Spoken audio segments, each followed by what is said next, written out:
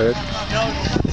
Evet sevgili spor severler. Bugün yanımızda yine Yalova Bazı oyuncularından biri. Sizi tanıyabilir miyiz?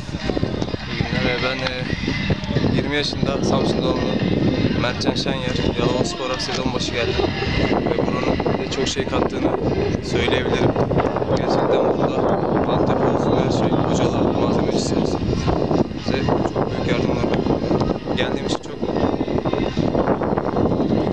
Cumartesi günü Termalspor ile oynayacağınız maç ile ilgili nasıl hazırlandınız? Yani antrenman çalışmalarınız nasıldı?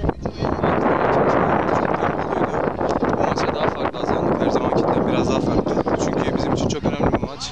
Yani bir nevi ölüm kalım maçı. Allah hak edene versin diyorum. Hak eden biz oluruz inşallah. Biz de İnci Ajans olarak bizimle röportaj yaptığınız için teşekkür ederiz. Cumartesi günü herkesi maça bekleriz.